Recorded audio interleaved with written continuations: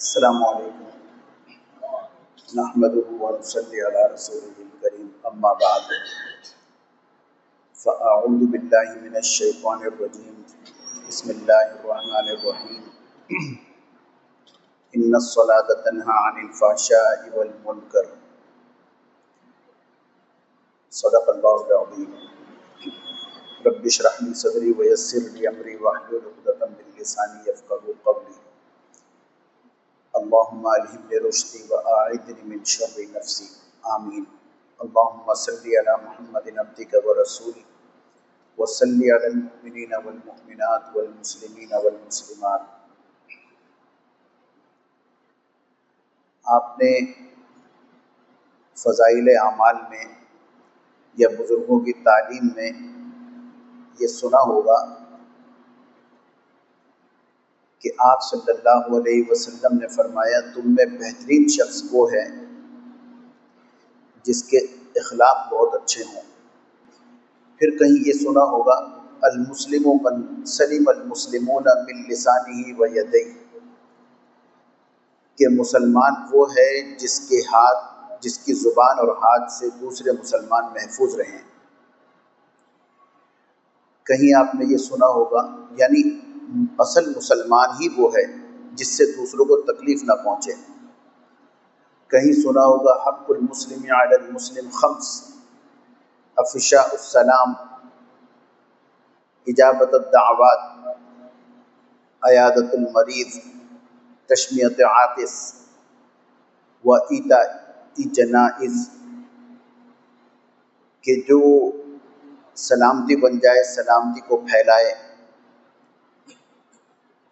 اور جسے دعوت دی جائے قبول کرے، مریض کی عیادت کو جائے، کوئی چھینکے تو پھر الحمدللہ کہے. اور 5ویں نمبر پہ اگر انتقال ہو جائے کسی مسلمان کا تو یہ اس کے جنازے میں شرکت کرے. اور بعض کتب احادیث میں 6ٹھی چیز ہے کہ جب کوئی نصیحت طلب کرے تو اسے پھر نصیحت بتائے، یعنی سچے دل سے مشورہ دے. کہیں آپ نے سنا ہوگا کہ لا یؤمن احدکم حتی اکون احب الیہ من والدہ وولدہ والناس، آپ صلی اللہ علیہ وسلم کا فرمان کہ تم میں سے کوئی شخص اس وقت تک ایمان والا نہیں ہو سکتا کہ جب تک کہ میں اس سے ساری دنیا سے بڑھ کر محبوب نہ ہو جاؤں. پھر آپ نے یہ سنا ہوگا کہ تم میں سے بہترین مومن وہ ہے، ایمان والا وہ ہے جو اپنے لیے پسند کرتا ہے وہی دوسرے کے لیے پسند کرے. پھر آپ نے یہ بھی سنا ہوگا کہ تم میں سے بہترین شخص وہ ہے جس کا پڑوسی اس سے خوش ہے. یہ مجموعہ ہے ایک بہترین انسان آپ صلی اللہ علیہ وسلم نے ان لوگوں کو بتایا. کہیں پر یہ بھی ہے کہ خیرکم من تعلم القرآن وعلمہ، بہترین تم میں سے وہ ہے جو قرآن سیکھے اور سکھائے. میرے دوستو اس کا مطلب یہ ہے کہ یہ سارے کام کرنے پڑیں گے. پڑوسی کو بھی خوش کرنا پڑے گا، خیرکم خیرکم لأہلی وانا خیرکم لأہلی، تم میں بہترین انسان وہ ہے جو اپنے گھر والوں کے ساتھ بہتر ہو، اچھا ہو. باہر اچھا ہے گھر والوں کے ساتھ اچھا نہیں ہے، یہ بہترین نہیں ہے اسلام کی نظر میں. گھر والوں کے ساتھ بہت اچھا ہے، پڑوسی اس سے تنگ ہے، نکلتا ہے چی چی کرتا رہتا ہے، یہ بہترین انسان نہیں ہے. سارے کام کر رہا ہے لیکن قرآن کی طرف توجہ نہیں ہے، یہ بہترین انسان نہیں ہے. سب اچھا ہے لیکن اخلاق اچھے نہیں ہیں، یہ بہترین انسان نہیں ہے.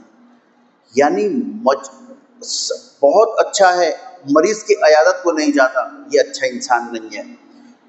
کوئی انتقال ہو جائے جنازے میں شرکت نہیں کرتا، یہ اچھا انسان. یہ شریعت کی باتیں بتا رہا ہوں میں، اسلام کی آپ کو، کہ ہمیں اللہ تعالیٰ کیسا دیکھنا چاہتے ہیں، رسول اللہ صلی اللہ علیہ وسلم کے کیا احکامات ہیں، یہ سب سپرلیٹو ڈگری کے بہترین انسان بتائیں کہ یہ ہیں. بعضوں میں تو یہ بتایا کہ مومن وہ ہے یعنی ایمان والا وہ ہے جس میں یہ کوالٹیز ہوں. اس کا مطلب اگر کسی میں یہ خصوصیات نہیں ہے تو وہ ایمان والا نہیں ہے. میرے دوستو اپنے اپنے گریبانوں میں جھانک کر دیکھنا چاہیے کہ ہم کس مقام پر کھڑے ہیں. ان سب کی جو چوٹی ہے، جو اعمال ہیں، اعمال کی چوٹی وہ ہے نماز۔ ایک شخص سب کچھ بہت اچھا ہے، مریض کی عیادت کو بھی جاتا ہے، کوئی چھینکے تو الحمدللہ بھی کہتا ہے، جنازے میں بھی جاتا ہے، گھر والے بھی اس سے خوش ہیں، پڑوسی بھی اس سے خوش ہیں، جو اپنے لیے پسند کرتا ہے وہی دوسرے کے لیے پسند کرتا ہے، سارے خصوصیات ہیں، لیکن وہ شخص نماز نہیں پڑھتا۔ میرے دوستو یہ بھی اچھا انسان نہیں ہے۔ یعنی اچھا بننے کے لیے یہ ساری چیزیں کرنی پڑیں گی، ایک فہرست بنانی پڑے گی کہ کیا مجھ میں یہ کوالٹیز ہیں، اور احادیث کی روشنی میں ایک ایک کوالٹی کو لکھیں کہ کون ہے اچھا مومن، کون ہے اچھا انسان، کون اچھا مسلمان، اس کو لکھیں، اور جس چیز کی کمی ہو اس کا دائرہ بنائیں، اور پھر اللہ سے دعا کریں، کوشش کرنی شروع کریں کہ یا اللہ مجھے اچھا بنا دیجئے، مجھے ایسا بنا دیجئے جیسا رسول اللہ صلی اللہ علیہ وآلہ وسلم کی تعلیمات ہیں۔ تو سب سے اوپر کی چیز کیا ہے میرے دوستو؟ ایک شخص نمازی ہے لیکن اس میں یہ کوالٹیز نہیں ہے، وہ بھی اچھا نہیں ہے۔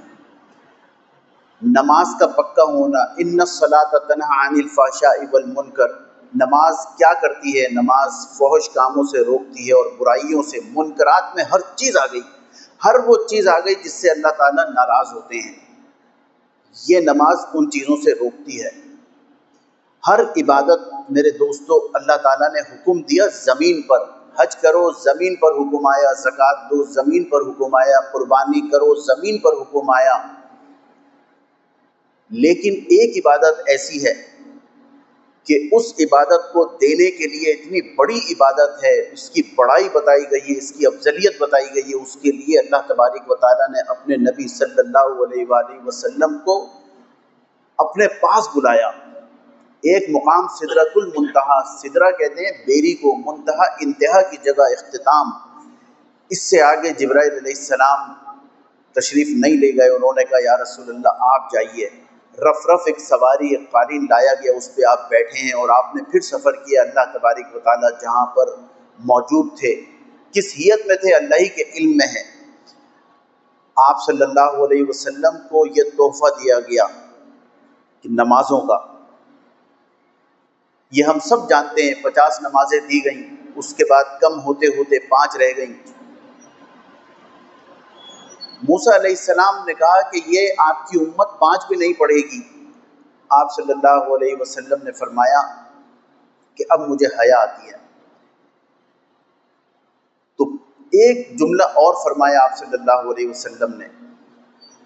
میرے دوستو بڑی عجیب و غریب تعلیمات ہیں، ہمیں تو جو اوپر کی بڑائی ہے وہ نظر آتی ہے صرف، بس اوپر کے احکامات، ایک ایک آپ صلی اللہ علیہ وسلم کی زندگی میں سبق ہے، قرآن حکیم کی ایک ایک آیت میں سبق ہے۔ اے کاش کہ وہ نظر ہو، وہ ذہن ہو، وہ دل ہو جو اس کو سمجھنے والا ہو اور قبول کرنے والا ہو۔ تو آپ صلی اللہ علیہ وسلم نے فرمایا کہ جب مجھے اللہ تبارک و تعالیٰ نے آخری مرتبہ یعنی 45 نمازیں معاف کر دی، 5 کر کے، تو فرمایا کہ محمد صلی اللہ علیہ وسلم آپ کی امت نماز تو 5 پڑھے گی لیکن ہم ثواب اس کو 50 کا دیں گے۔ تو اب ذرا غور کیجئے کہ اگر یہ 50 ہی ہوتی تو آدمی صبح و شام سجدے میں ہی رہتا۔ اس کا مطلب اللہ تعالیٰ نے جو دنیا میں بھیجا ہے کوئی اور مقصد ہی نہیں ہے سوائے عبادت کے، سوائے اللہ والا بننے کے، کوئی اور مقصد نہیں ہے۔ پھر رسول اللہ صلی اللہ علیہ وآلہ وسلم کی تعلیمات، اس کے اوپر عمل کرنا، وہ 100% پورا کا پورا عبادت، وہ پوری ہماری زندگی عبادت میں ہے کہ آپ ایک نمونہ ہیں، آپ کو بتایا کہ یہ کرنا ہے، اس طریقے سے زندگی گزاریں گے، یہ عبادت ہے۔ سمجھو کہ ہم ہر وقت اللہ تبارک و تعالیٰ کی بارگاہ میں عبادت میں ہیں۔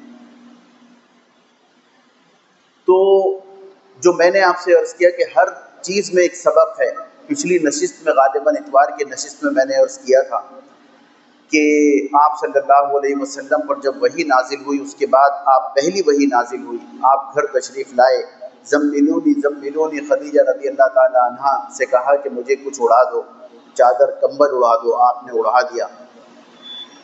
آپ متفکر تھے، حضرت خدیجہ رضی اللہ تعالیٰ عنہ نے ایک بات فرمائی کہ اللہ تعالیٰ آپ کو ضائع نہیں کریں گے، کیونکہ آپ بے کسوں کے مدد، یہ نہیں کہا کہ آپ عبادت کرنے والے ہیں، آپ اللہ کے برگزیدہ بندے ہیں، آپ خلوت میں جاتے ہیں اللہ اللہ کرنے، یہ نہیں فرمایا، یہ نہیں عرض کیا، بلکہ یہ عرض کیا کہ آپ بے کسوں کا سہارا ہیں، مظلوموں کی مدد کرنے والے ہیں، بیواؤں کا خیال رکھنے والے ہیں، اللہ تعالیٰ آپ کو ضائع نہیں کریں گے۔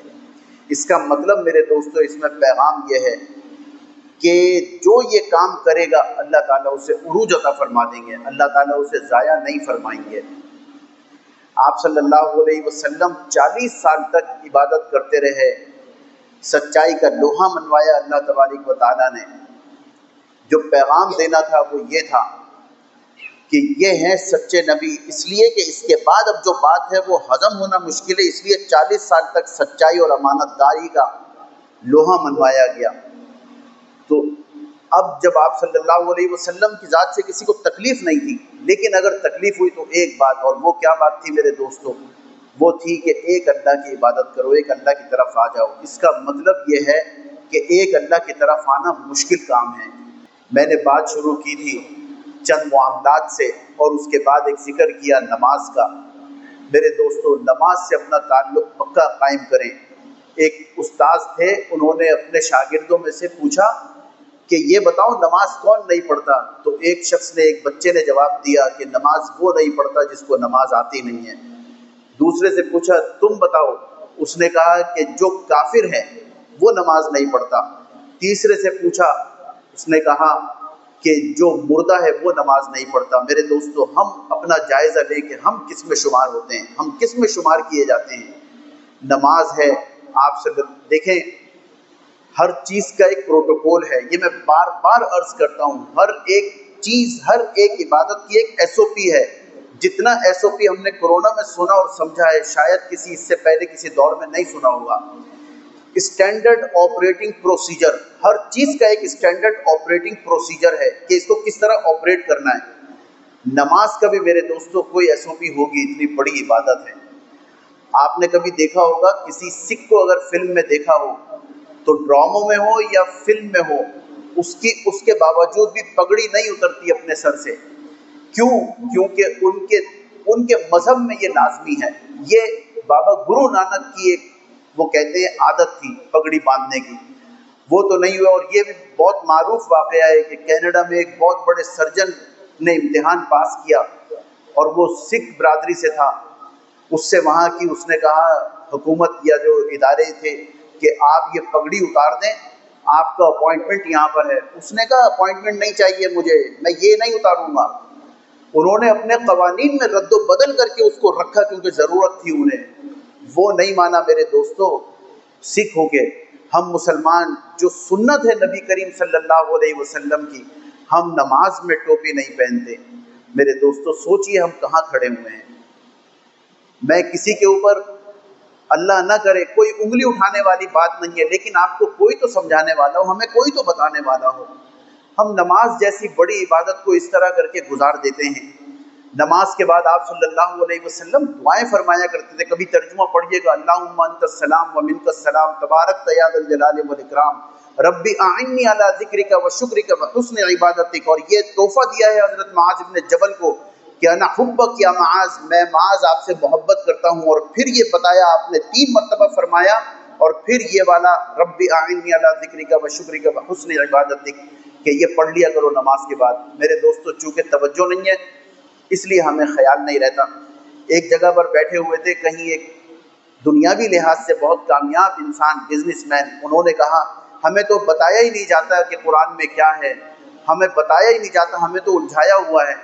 تو میں نے ان سے بڑے ادب کے ساتھ عرض کیا، میں نے کہا کہ کس نے نہیں بتایا، کس نے الجھایا ہوا ہے، آپ نے کیا کیا ہے؟ انہوں نے بتایا کہ میں نے یہ کیا ہے۔ میں نے کہا کس نے بتایا تھا آپ کو کہ اس کے فارم کب جمع ہوں گے؟ آپ کے پیرنٹس کو کس نے بتایا تھا؟ تربیت شروع سے ہی ہوگی نا، میٹرک کے بھی امتحان ہوئے ہوں گے، اے لیول کے، او لیول کے، انٹرمیڈیٹ کے، گریجویشن کے، اس کے بعد آپ نے کوئی یہ ڈگری لی ہوگی تو اس کے لیے فارم جمع ہوئے ہوں گے، آپ نے پتہ کیا ہوگا کہیں نہ کہیں، کہنے لگے ہاں۔ میں نے کہا کیوں پتہ، اس کا کیوں پتہ کیا، اس کا کیوں پتہ نہیں کیا، قرآن کا کیوں پتہ نہیں کیا؟ کل اللہ تعالیٰ پوچھیں گے نہیں ظالم، دنیا کے لیے تو تو بڑا چست تھا، اے کہ تو دنیا میں کتنا چست ہے، دین میں کاہے کو اتنا سست ہے۔ دین کی بات آتی ہے تو میرے دوستو سستی ہے، اس کے اوپر غور کرنا چاہیے۔ ہم صرف جمعے کے نمازی نہ بنیں، ہم صرف عید کے نمازی نہ بنیں، ہم صرف جنازوں کے نمازی نہ بنیں، میرے دوستو نمازی بنیں، 5 وقت کے نمازی بنیں۔ یہ واحد ایسی چیز ہے جو کفر اور ایمان اسلام کے درمیان کی چیز ہے، جس سے فرق کیا جاتا ہے کہ کافر ہے یا مومن ہے۔ وآخر دعوانا الحمدللہ رب العالمین۔ اللہ